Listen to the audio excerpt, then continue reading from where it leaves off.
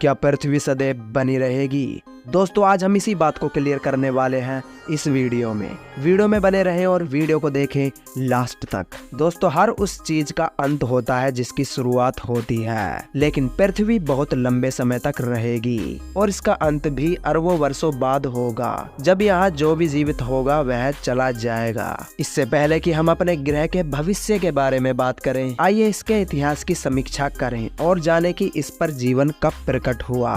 मानव का इतिहास पृथ्वी की तुलना में बहुत छोटा है। हमारा ग्रह लगभग 4.6 अरब पहले अंतरिक्ष में गैस और धूल के एक विशाल बादल में बना था, जिसे निहारिका कहा जाता है। इसकी सतह पर पहला महाद्वीप संभवतः 4.4 अरब वर्ष पहले बना होगा। प्रारंभिक पृथ्वी के वातावरण में ऑक्सीजन नहीं थी, इसलिए यदि ऑक्सीजन उस समय मौजूद होती तो यह मनुष्यों के लिए जहरीली होती। यह आज पृथ्वी के वायुमंडल से बहुत अलग था, जिसमें लगभग 21% ऑक्सीजन है। मनुष्य सहित कई जीवन रूपों को जीने के लिए ऑक्सीजन की आवश्यकता होती है। वह ऑक्सीजन कहां से आई? वैज्ञानिकों का मानना है कि वायुमंडल या ऑक्सीजन लगभग 2.4 अरब साल पहले एक बदलाव में बढ़ना शुरू हुआ, जिसे वे महान ऑक्सीजन घटना कहते हैं। पृथ्वी की सतह पर छोटे छोटे सूक्ष्म जीव कुछ समय पहले से ही मौजूद थे। उनमें से कुछ ने सूर्य के प्रकाश से ऊर्जा उत्पन्न करने की क्षमता विकसित की, जिस तरह पौधे आज करते हैं। जैसे ही उन्होंने ऐसा किया, उन्होंने ऑक्सीजन छोड़ी। इसने वातावरण में निर्माण किया और अधिक जटिल जीवन रूपों के विकास को संभव बनाया। इसमें काफी समय लग गया था। पहले जानवर जो संभवतः समुद्री स्पंज रहे होंगे, संभवतः लगभग 660 मिलियन वर्ष पहले प्रकट हुए थे।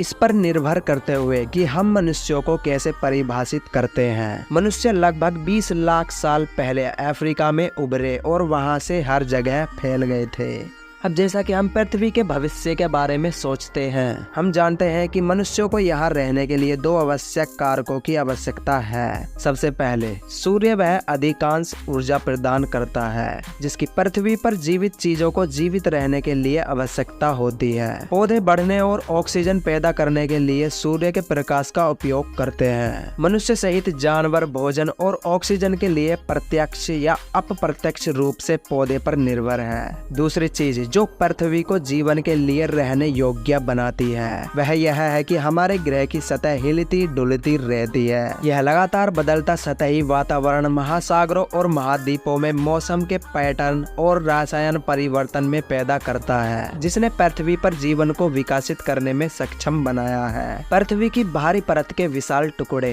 जिन्हें प्लेटें कहा जाता है, उन्हीं की गति पृथ्वी के आंतरिक भाग की गर्मी से संचालित होती है। यह स्रोत पृथ्वी के आंतरिक भाग को अरबों वर्षों तक गर्म रखेगा।